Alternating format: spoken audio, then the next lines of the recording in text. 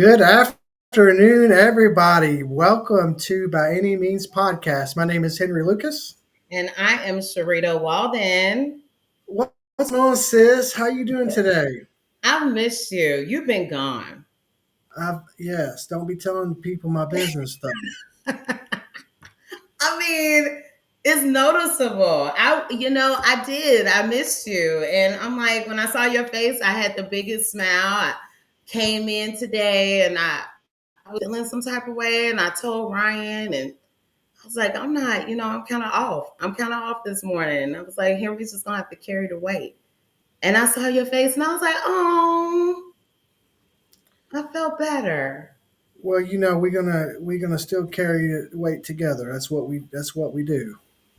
Yeah, but I was really gonna pass the ball to you, friend. Like I was gonna pass it all the way. Okay. Well, don't do that. Don't do that. 'Cause I'm not stingy. I'll pass it back to you. We've I got know. We've got such a dynamic show planned for today. We had such I think, a great July. We're really playing off of this theme about liberation and freedom. You know Yes. what it means to be free for anybody, anywhere. Yeah. And what were your thoughts from our last podcast? I mean, I really spent a lot of time over the last couple of weeks because I had to take a business trip to Philly and really thinking about redefining recovery.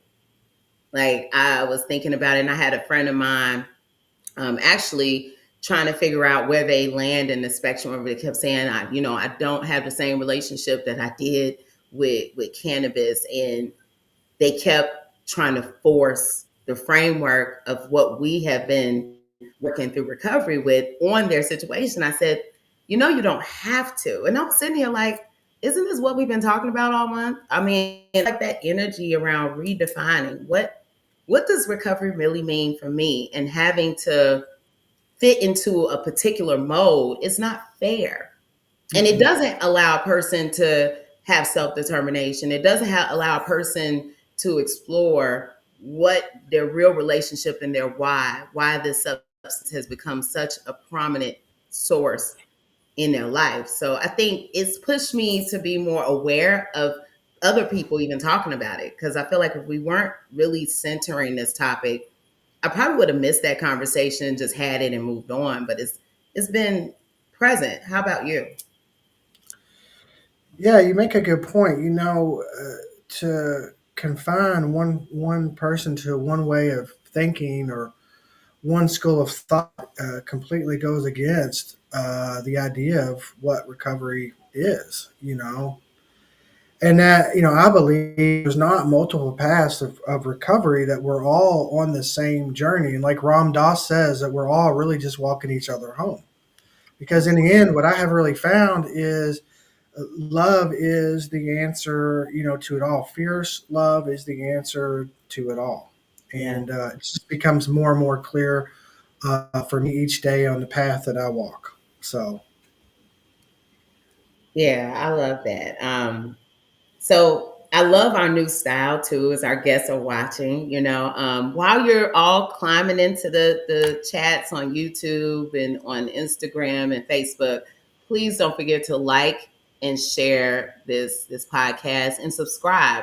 The more subscribers we get for the YouTube, especially, then we can go live more often with our other events and the things that we do in the community. So we really want to bring that subscription up. Help us get to about 100 subscribers. Okay. I'm looking at it now, and to see us at 30 subscribers, it really makes me excited. So if you continue to do that, we'll be able to go live at events too.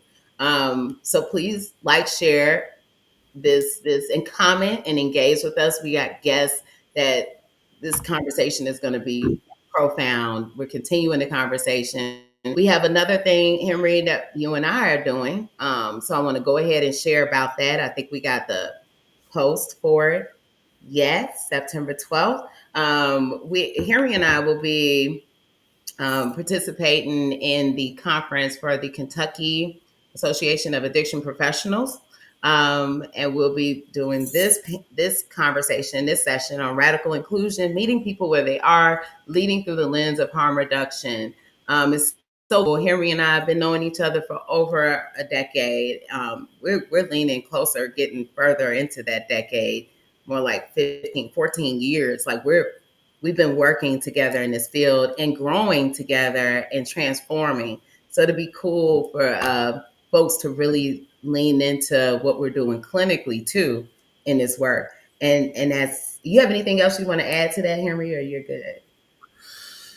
If you're an addiction professional, I would encourage you to come to this conference. Shreeta and I have already been planning it, and it's going to be very dynamic and an experience that's going to be so valuable and so enriching. And like most things that we do, is going to be heavy on the experiential side of the training. Absolutely. So it's a great segue if you're ready, if you have Well, anything. I have a segue for your segue. Does that Okay. work? Let's do the Okay. segue for the Yeah. segue. Okay.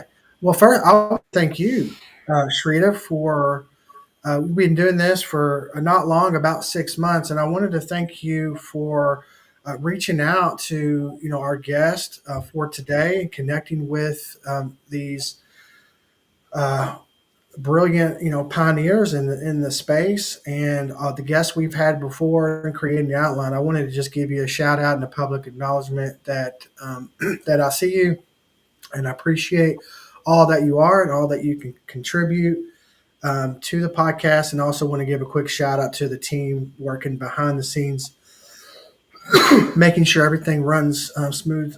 This could not be possible without them. So thank you for that. Shout out, Ryan. So that was my segue to your segue. Okay, and thank you for that. Thank you. Yes, I'm excited. We're getting in a rhythm.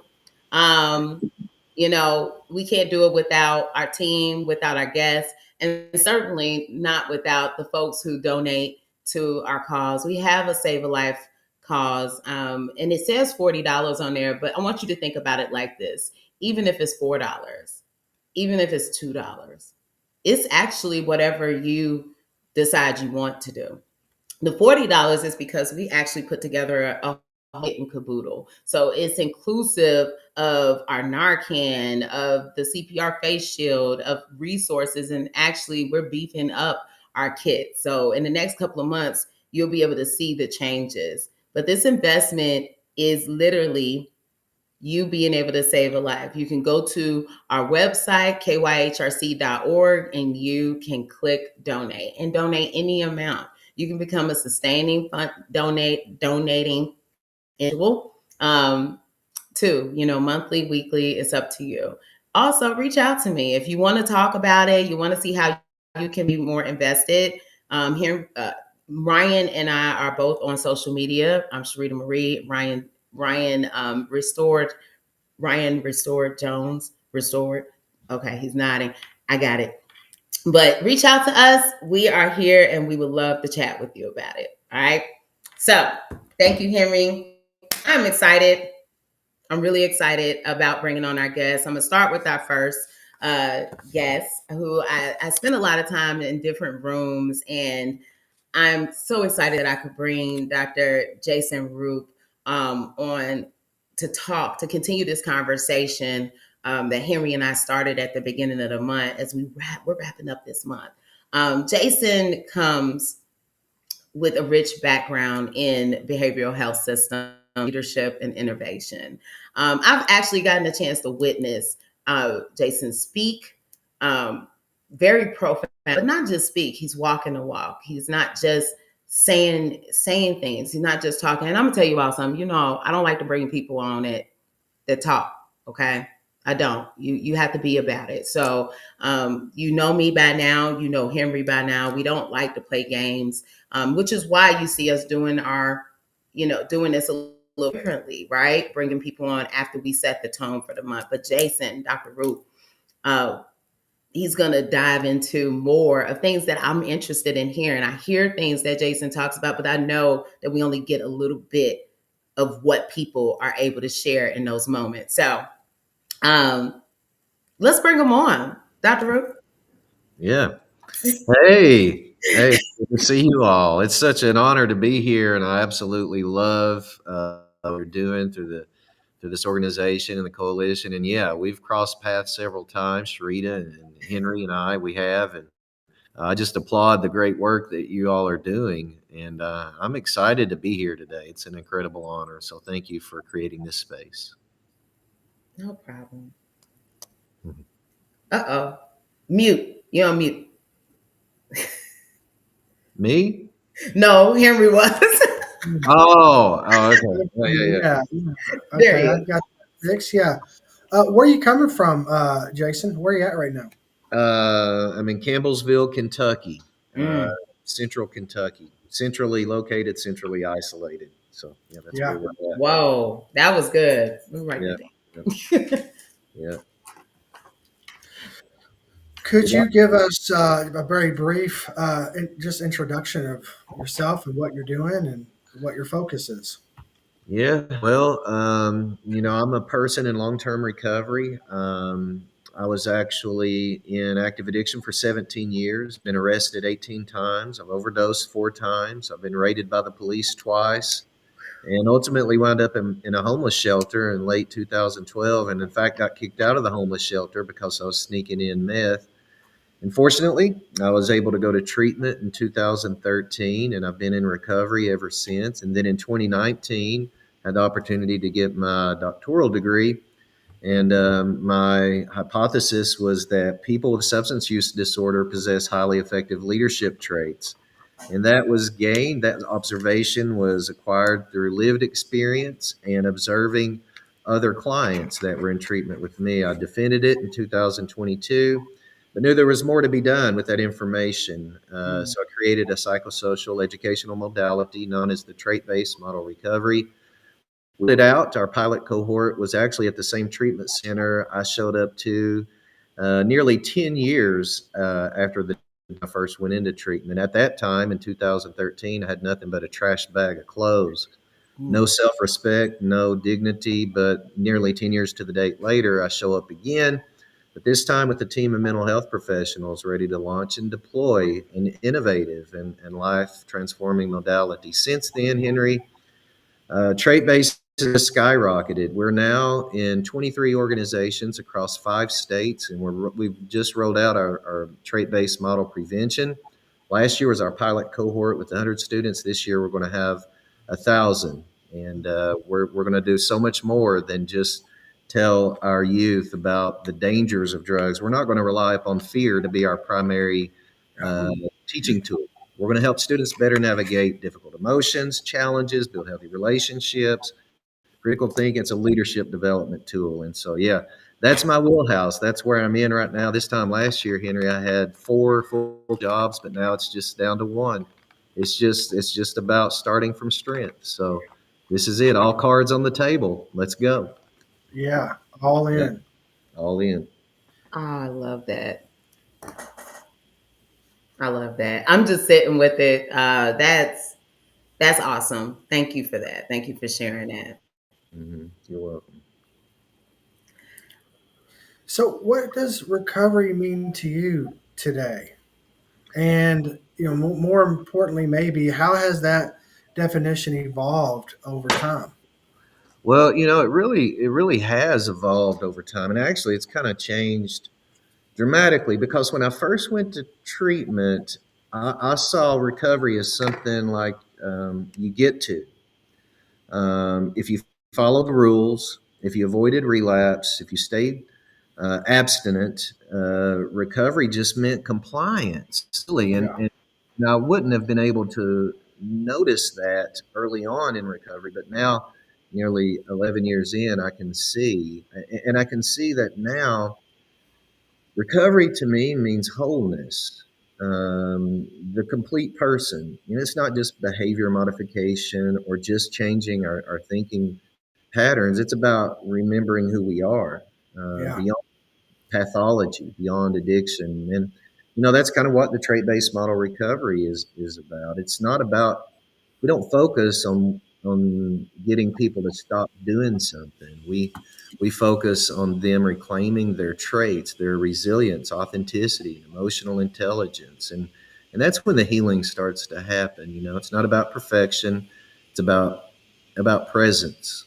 And so Hmm. that's what recovery means. It's actually a life of discovery, discovering who we are, and that we've carried label around for most of our entire lives without kind of questioning it. Mm. So I think having that kind of radical insight to say, hey, there's something else going on here other than my behavior, other than my morals.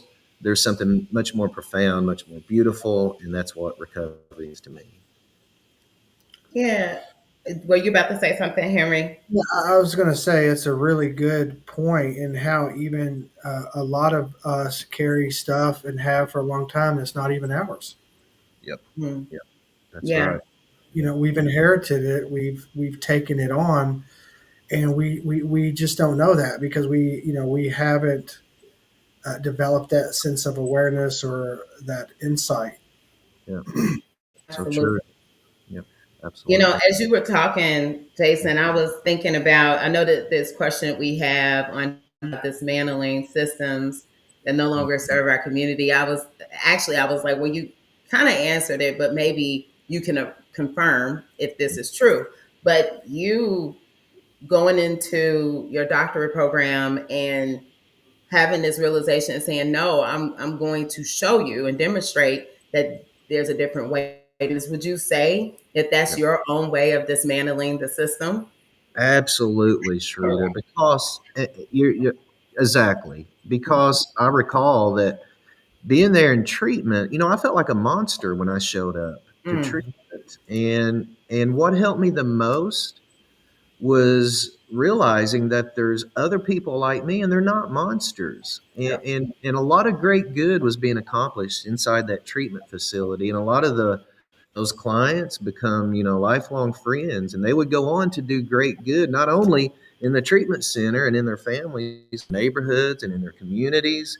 And so there was a great, I guess, momentum. There was great momentum toward a positive outcome that nobody was talking about. But I remember being in treatment, and we had to come together every day and pick out the worst parts of ourselves and of everyone else that was there in the center, and we would be have a very optimistic outlook. But by the time those meetings were done, you felt like you're broken, you needed to be fixed, and you're never going to change unless you subscribe to the way that's being taught by the traditional approaches. And I understand, like, 12 steps and other approaches have helped millions of people, and it was part of my own journey, but that doesn't really work for everyone. And so what face does, we are definitely against the grain.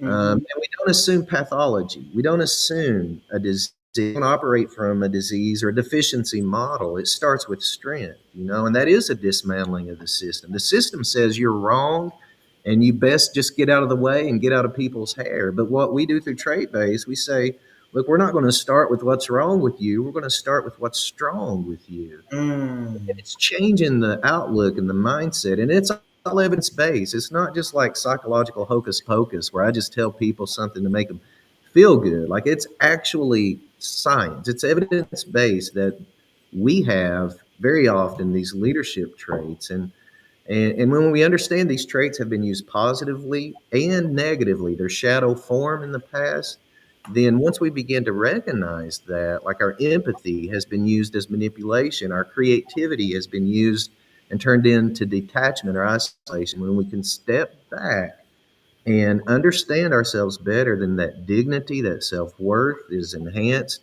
And the lay of the land, you guys know it, like, that's not the main theme when it comes to addiction treatment or recovery across the land. It's still very much rigid and very much deficiency based. And so, yeah, we're taking it on every day, and it's an honor to be in this stream, and I'm glad that I'm not alone. There's a lot of good people like you all that are carrying the torch. And like Henry said earlier, quoting my initial guru, Ram Dass, that we're all on this journey together, linked arm in arm, just walking each other home. And that's how we dismantle old ways and traditional ways that are too rigid through trait based. We just prove that there's a better way. Hmm. Absolutely.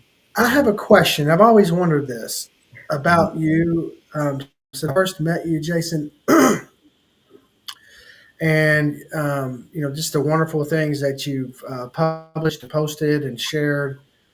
Help me understand that moment in time for you when you have that light switch come on and you tell yourself, start from strength. Mm. Tell me about that moment, how all of that sort of lived experience, all your education background, your faith, how all of that sort of converged into one, you came up with this idea. Well, Henry, I wish I could take credit for it, but I actually have to give credit to my mother. She would, and she's still with us. She's 84 years old, and I put her through hell.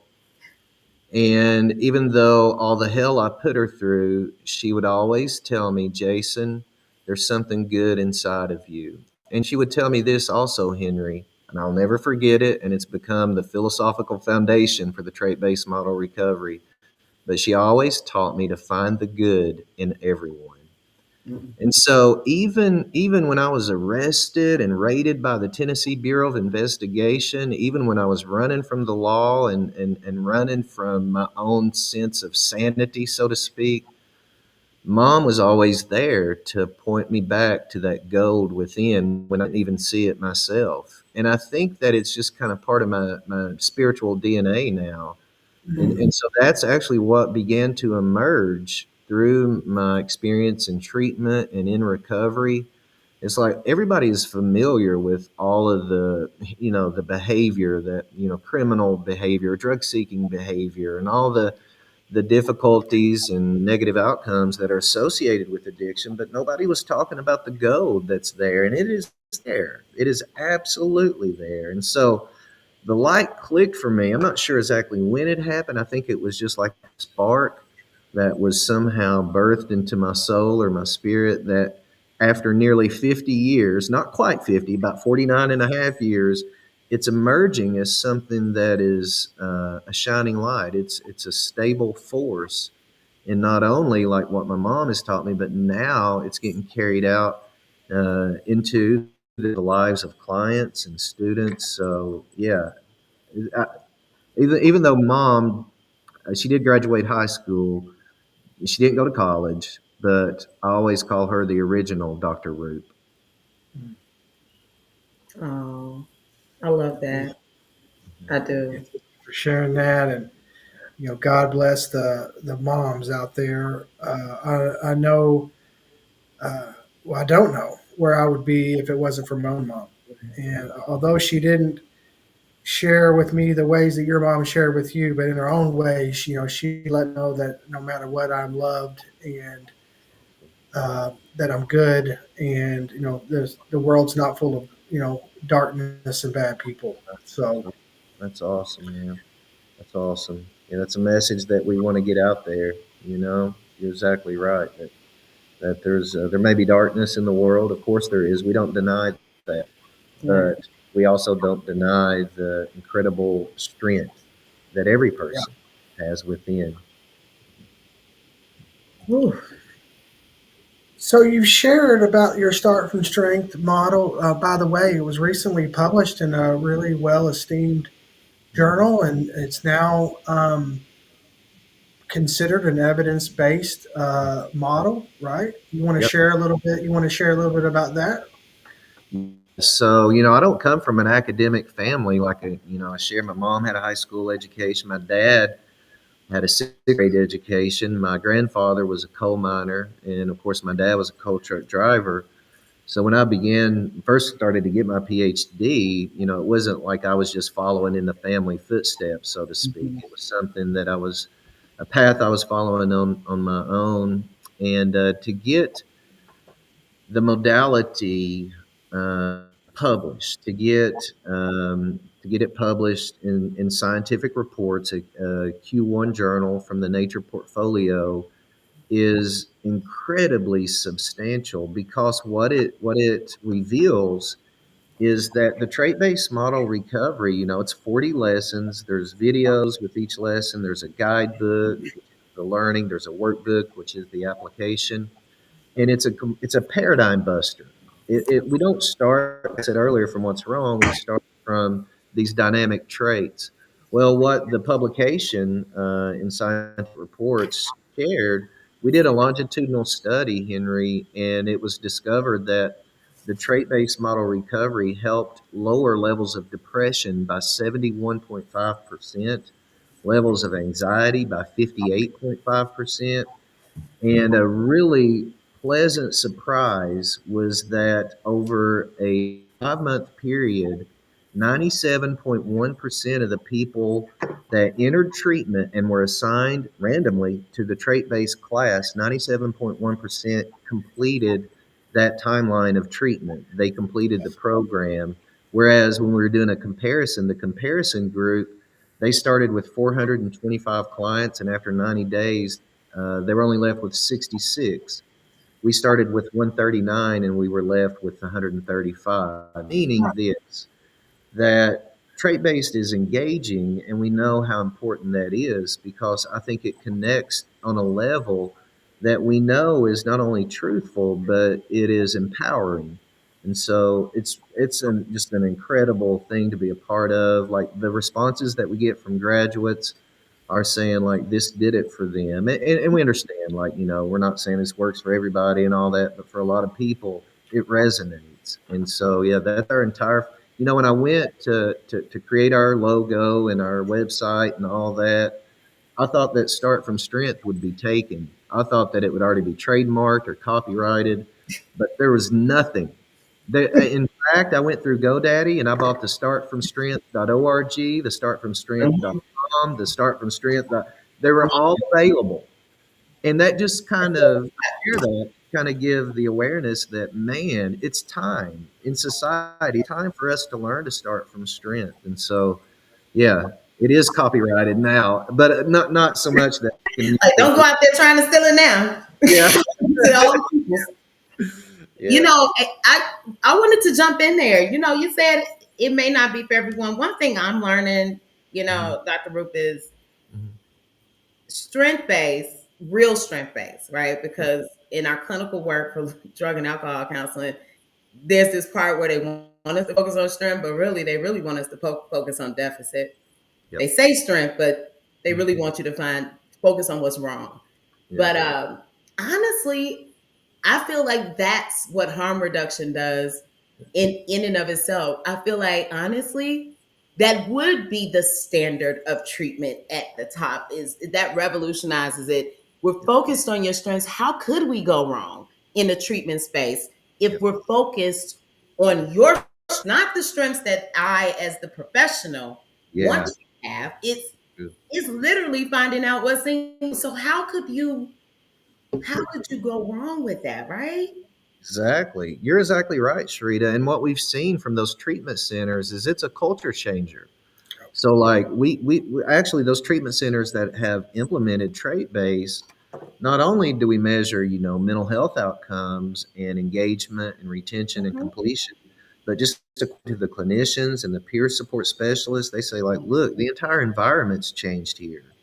Like people are much more not only enthusiastic, but they're actually applying themselves, and they're Absolutely. going through the journey, and they have a hopeful view of themselves and each other. So you're exactly right. What I mean, it allows us to connect to each other on such a meaningful Mhm. level, so that I agree with you 100%.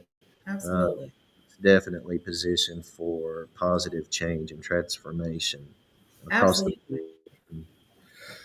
Well, the way to heal is to feel, and feeling shame, and feeling embarrassment, and feeling regret, all the things that we feel. I think it has its place, Mhm. but sometimes that's a sand pit. Like sometimes, like we get stuck there. Yeah. right? And when we get stuck there, certain mechanisms in the brain start to work Yeah. to convince us to believe in something that's not good for us, to leave treatment or to Mhm. use a substance after we haven't for a long time. Yeah. But I like this because I know when I think good about myself, I feel good about myself, and when I feel good about myself, I just naturally carry myself differently. Mhm. Absolutely. You know, and Yeah. and feeling good Mhm. never runs out. You're right. Right. You're right. You said something there, Henry, that's so true. In a couple of things, before 1938, if you'd have told someone or your doctor that you couldn't stop drinking or that you had a drug problem, like the primary response or the approach would be a full frontal lobe lobotomy or electroshock therapy. Fortunately, something beautiful was brought into this world through the creation of Alcoholics Anonymous, but that's been like over 80 years ago. And while it's done a lot of good for a lot of people, we've learned a lot in 80 years. And Henry, what you pointed out there is one of those understandings that whatever we focus on, we give energy to. And Mhm. so, and if we label parts of ourselves as defective, what that does is it initiates an internal war.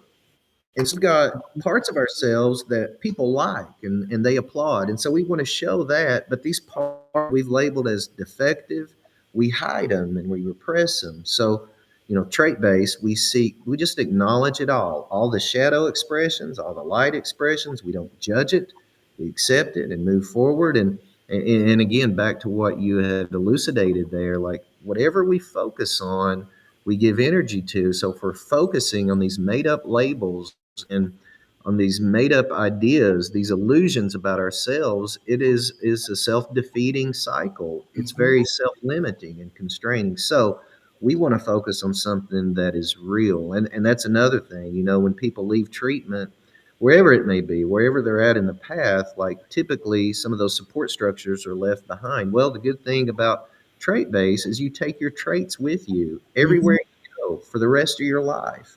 And Mhm. that's the strength that we start from. So yeah, absolutely. That change in perspective is more than just a neat little trick. It actually begins to determine our realities. Yeah. Absolutely. Mhm. As we and this conversation could keep going, and you guys are going to meet up anyway, right? Yeah. So, Yeah. uh, as we wrap up this portion with you, Dr. Roop, I have a question that you could give these thoughts in a few sentences. As we think about balancing system changes and staying grounded in community realities, what gives you hope in all of those things when we're reimagining care and we're stepping out and saying, no, this is a model that's going to work? What gives you hope with all the things swirling around us that Man. this is going to work and it's going to stick and people are going to transform and heal? That's a great question. And I appreciate you asking that because I'm immediately reminded, I'm with real people in real rooms, clients with and students as well in the schools, and I'm seeing it work in there. When I go to treatment centers and people are in the first 30 days of treatment, just getting out of the madness, and they're in a trait-based group, like I can see the light in their eyes, and I'm hearing what they're sharing. Like it's just like me. Many of them felt just like a monster, like I did back in 2013, but it's that internal recognition of something that it's invisible, but it's much more real and dynamic than all of our failures. And so what I'm seeing on the inside, you can say, just like you guys see it, and what convinces me that it's going to work is because I just see it in the eyes of people, and it's in the words that they share, right? It's about all the positive momentum that has been gained and the outlook and the prospective opportunities that they can envision for themselves. It's like it's what's happening that we are seeing through the trait-based model recovery is not just in a laboratory. It's not in a vacuum. Like it's boots on the ground. And Hmm. when people come across this scientifically backed knowledge about themselves and each other, it is a complete game changer. And what I've seen there, Sharita, has me very optimistic that as this continues to spread, and again, once again, we're all doing it together. I'm really so glad that Henry pulled in Ram Dass at the beginning here, but you guys are doing it, and we're doing it, and we're not operating in silos. We're doing it as a community, and this thing has to grow. It's just the way evolution occurs. It is just the natural progression of the human spirit, that we will not remain held down, that we will not remain lying down, that we actually know, and we are going to grow into that awareness and that presence of who we really are. And that has led me to have a very positive outlook. Thank you so much for this time spent. We're going to set Yeah. you off stage for a little while. If you can hang out a little bit until the end, that would be great. But thank you so much for sharing space with us, Dr. Roop. Yeah. Well, thank you all. Love you guys very, Love very you much. You too. too, man. Yeah. Yeah, thank you. That was so good. Look, when we plan our next in person, it's gonna be jumping. Watch, it's gonna be lit. But let's keep going because we was diving into that conversation. I think it's great, Marion, bringing our next guest in, Henry. I know we spend time like unpacking, but I think it is worth saying that we segue smoothly into bringing uh, our next guest, Dr. Tatarski. I was so amazed that you could join us this week. How are you? Well, I'm better than I was before I joined this group today. I feel like I needed this. I'm wonderful, and it's so wonderful to be with you, and also to have just had the pleasure and the privilege of hearing Jason talk about his amazing work. Yeah. Um, I, and talking about love, Rita, you talking about liberation and freedom. Uh, and just about everything that Jason said is very consistent with my experience and my work and the work, the way that yes. it should be done.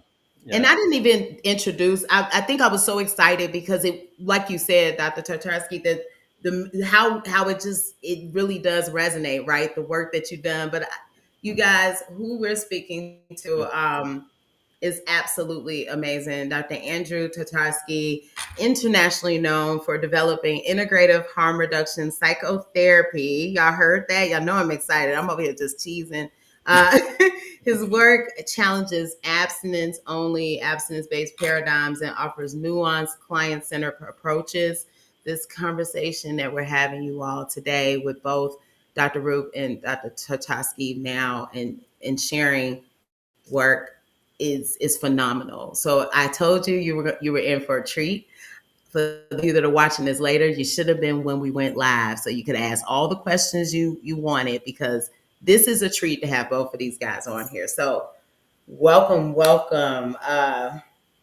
Yeah, if you want, I know Henry, I didn't jumped in. I would like for you to continue that piece on explaining why it resonated so much to hear Jason share about his work and how that plays right into why you are here today and what that means for you.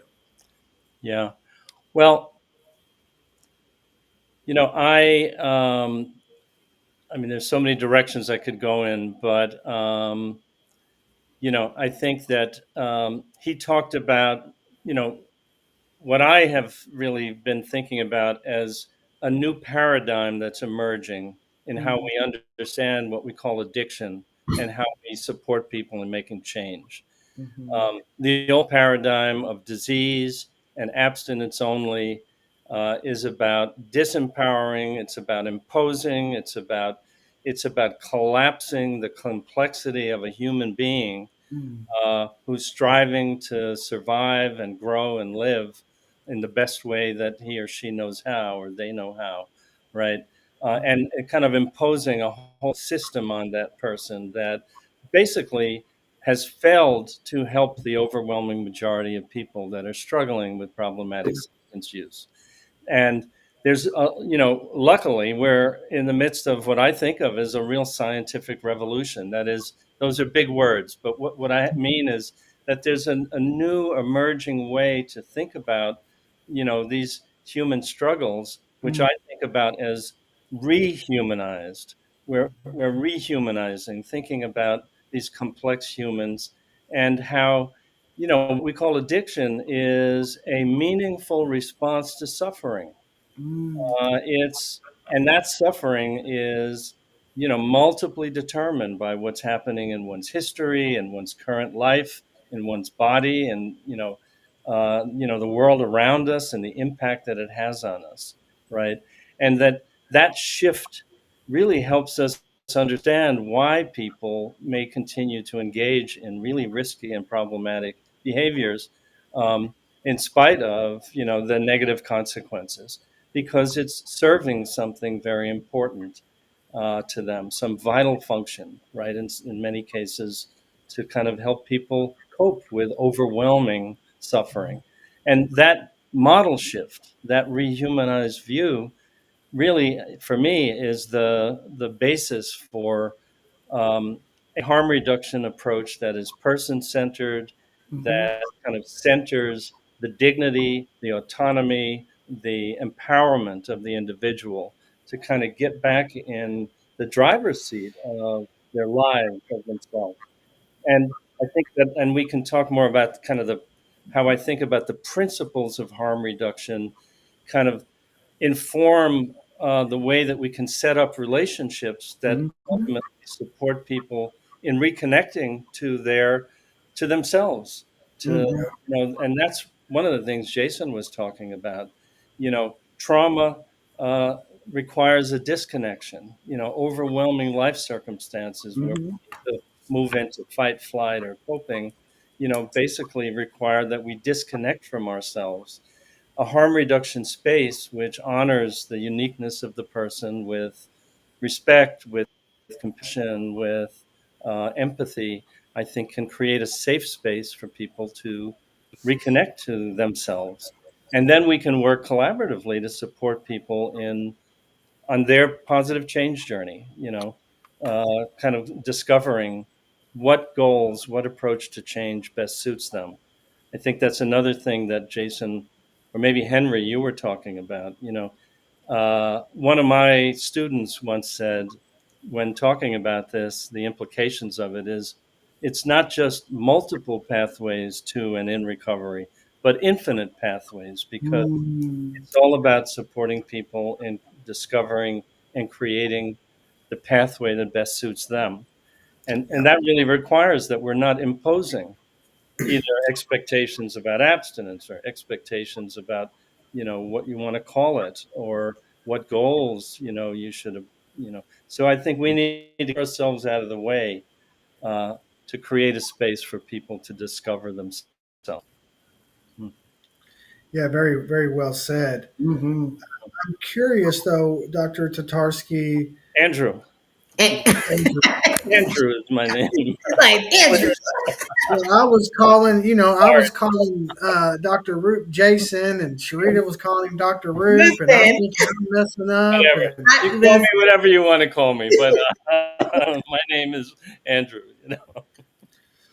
well, you probably wouldn't know this, Andrew, but we were in Colombia together just a couple months ago, Oh, really? and Wow. yeah, I didn't get a chance to. I didn't even see the whole conference. But it was really cool to be in the same space, and I met people from all over the United States that uh, spoke very highly of you, um, and the work that you're doing in the harm reduction and psychotherapy. And we actually met in beautiful Frankfort, Kentucky, in May of 2023, I believe, the with the Abigail Initiative. Yeah. So Right. it's good to see you again. There's a lot of overlap there. Um, But help us understand, how do you see like the relationship between like harm reduction and therapy? How Yeah. did you blend those two things together? Okay. Most people know about harm reduction in terms of its public health or advocacy expression, right? That's really where harm reduction was born, um, helping people stay alive and healthy, because Hmm. that's the bottom line, right? Dead people can't make positive change in their lives. That's And right. so harm reduction emerged during the HIV/AIDS epidemic in the 80s, Hmm. saving lives. And I think now it's reemerged in a way, or is evolving, um, really as a framework, the way that I think about it, um, to inform the entire continuum of care. I think the entire continuum of care, from outreach to every aspect of, quote, treatment or therapy, has been informed by that old paradigm. Hmm. Abstinence only is a major barrier, and it's a mismatch with where most people are. So, what a harm reduction informed continuum of care is about is, like, really literally meeting people wherever they are, ready to begin their positive change journeys, you know, and that really informs creating alliance and creating safety and supportive relationships that support people in beginning their journey. So I think that this new paradigm, this new way of understanding and thinking about how to help, really needs to inform and infuse the entire continuum of care. Yeah, And but let's be clear that if it's about meeting people where they are around their goals and supporting them in developing their ideal, healthiest relationships to substances or other activities, that's going to include abstinence for some people for whom that's their ideal, Hmm. that's their goal. But but that's been the only acceptable goal of treatment. And what the harm reduction umbrella does so beautifully is it expands the reach Hmm. to everyone wherever they are on their positive change journey. Hmm. So I'll share a little bit, if I make a very long story very brief. There are two parts of my personal journey about how I came to this work. The professional story was, I got my first job out of graduate school, working at an addiction treatment center up in East Harlem in Manhattan. Um, and I learned the traditional abstinence only model, disease model based approach. Um, and I worked in that model for about the first 8 years of my career. And, I think we helped some folks, but I began to notice actually the majority of the people that were coming to our programs were not completing. And hmm. I began, either they were dropping out or we were terminating them. And I began to be concerned about that and began to wonder, like, what's wrong with this picture, that we're actually kicking people out of treatment for the problem that they're in treatment for. I mean, it began to feel increasingly bizarre, and even traumatic, right? And when I looked around the field, I noticed that this was kind of the standard. Like, well, most folks are not ready. They need to hit a lower bottom. They're not motivated enough, blah, blah, Mm, blah. And at a certain point, I realized that I couldn't accept that more. I began to think that the disease model and the abstinence requirement were major barriers, and did not really adequately capture, who these people were and the nature of their struggles. So I started a small private practice toward the end of that first decade, and I figured the dominant approach is not helping most folks. Um, Let me break the rules, and I mm, began to accept active, people struggling with substances into my career. They seemed like great candidates. They were motivated. They wanted to make change. So I figured, let's. Many of them did incredibly well. Many cut back their substance use. Good. Some stopped. They began working on other issues. Now I'm in this quandary, right? Like, how do I understand this? And I had a relationship with a guy that we now think of the godfather of harm reduction, Alan Marlatt. And in 1994, I called Alan up and I said, "Yo, what's going on here?" And he said, "You're doing harm reduction." Mm. So for me, that was like an introduction to a whole other way of thinking about how we can set up helping relationships or therapeutic relationships. And that set me on my journey toward developing integrative harm reduction therapy. But 15 years later comes the real story. In my own personal therapy, I made a connection to an experience I had when I was 15 years old. I Mm. had been using drugs and struggling with drugs as a young teenager, and developed some real issues. And I agreed with my family to go into a treatment program, non-residential TC, therapeutic community, which started out to be this wonderful, loving, supportive experience. And then I broke a rule, and heaven turned to hell for me. Mm. I don't know how much folks know about old school, TCs, break them down to build them back up. Of I got course. the full assault, verbal assault, humiliating assault um, of the entire program that turned on me. Mm. And after a few months of kind of battling with them, I realized I had to split in order to kind of save myself. But that then, I completely dissociated the experience, but that really traumatized me. And I started having panic attacks. Mm. I became a high school dropout because I didn't make the connection at the time.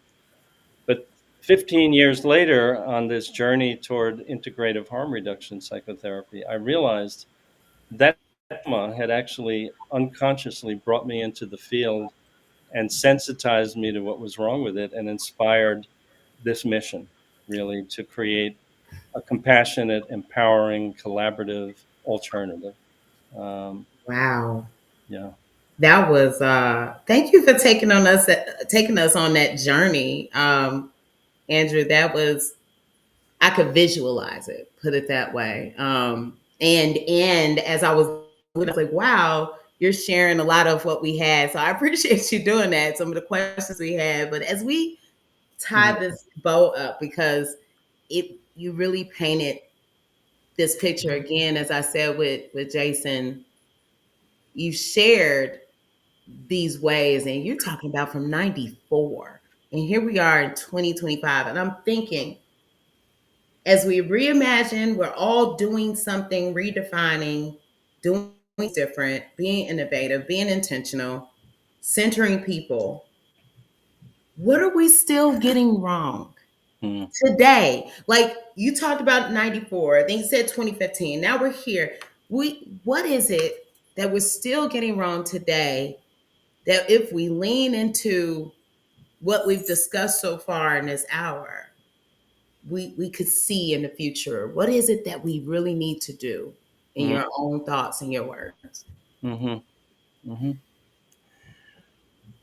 Well, first of all, on these 30 years of this journey, when I started, I discovered harm reduction. I began developing this work. Mm-hmm. Um, Most people didn't know what it was, didn't know what harm reduction was, and most people thought it was a dirty word. Like, you know, the most common thing that people say is, "It's aren't you enabling? Aren't you supposed to get people to stop, right? You love these people; they're hurting themselves and their families and their communities. Like, what are you doing if you're not, but that's based on this old story about addiction, right? That and the disease model is connected to, I think, stigma, which is based on racism. I mean, and a Mm-hmm. whole history. So it's this weird amalgam that the so-called addict can't think for himself or Mm-hmm. herself, needs to be, somehow stopped. Um, and it sets up this whole re-traumatizing situation, which is sort of what I experienced firsthand. But what I want to say is over the 30 years, growing older has one benefit that, we get to see how systems change and how Mhm. the world changes. And even though I would say the system is still largely dominated by that old model, which is problematic, this new paradigm, this new model is kind of creeping across Mm. around the world, actually. You know, uh, even folks in long term recovery who used to think like there's only one way, the way it worked for me, are starting to realize that, we need to support the multiple pathways view. We need to honor the individual. So I'm seeing a lot of change at every level, until the recent administration, the former administration, most of the federal agencies were embracing harm reduction. Right. um, State and local governments around the country are embracing harm reduction. There's a proliferation of harm reduction associations like yours across the country. Uh, you know, the country, in a sense, is waking up to the old models haven't worked. So there's still a lot of work to be done. But you Okay. know, what the barriers are, I think. It's an entrenched treatment system, that is financially, invested in keeping itself going the way it Mhm. has been going.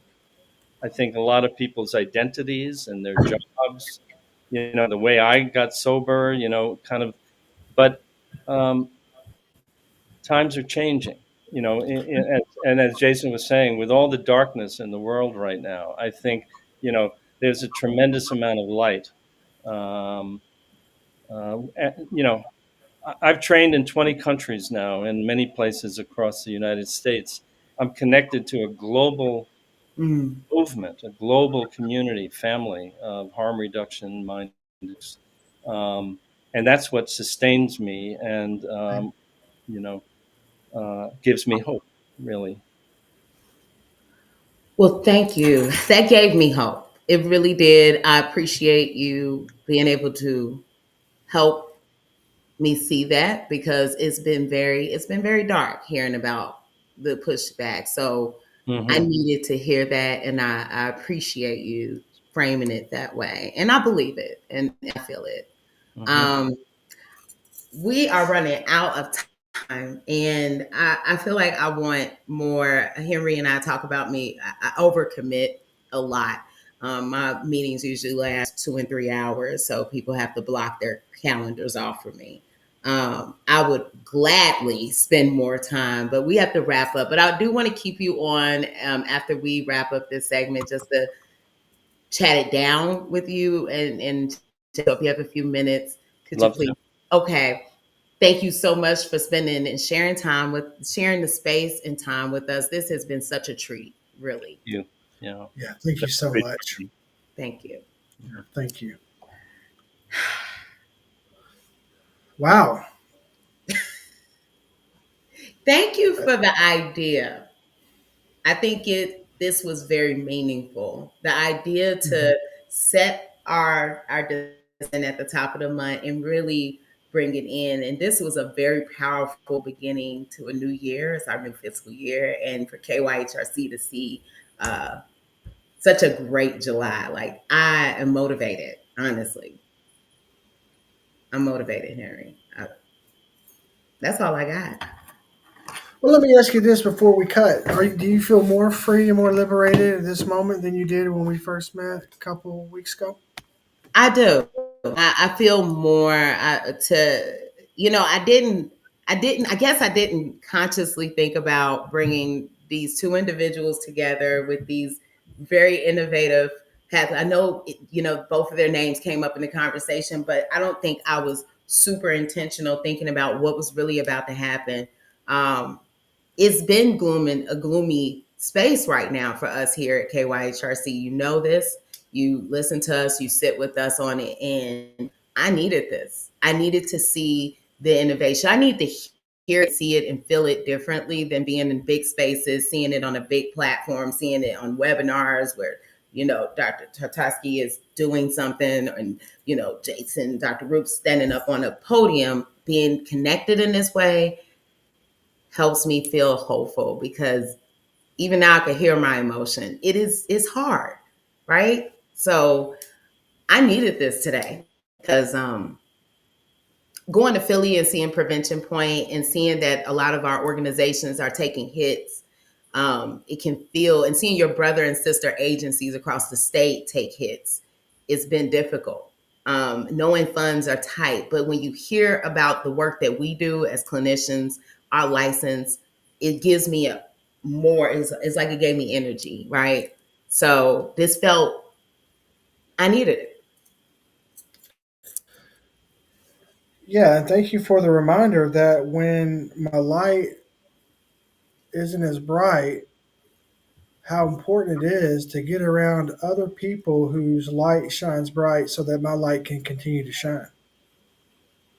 I think Yeah. that's the most important thing right now, what's going on all throughout the United States and all throughout the world, really, is we have to keep coming together and keep lifting each other up and keep shining our own light for each other, but so that one person that doesn't even think it's possible to feel that light, the warmth and the heat from that light, can see it because they see it in you, sis. And so thank you in this time for your leadership in this organization and how uncertain it is and all the cuts and stuff that are happening. Thank you for your commitment to the community that we live in. I got nothing but love for you. Thank you. Thank you guys for joining us today. This has been a really good wrap up for our month. More to come next month. It's going to get more exciting. I think we got some arts and healing coming up. So just to throw a little razzle dazzle out there. It's Like, share, subscribe, tell your friends, tell your mama, tell your daddy, tell everybody that we're bringing real conversations to real people. So we'll see y'all next time. Thanks for rocking with us. See you next time.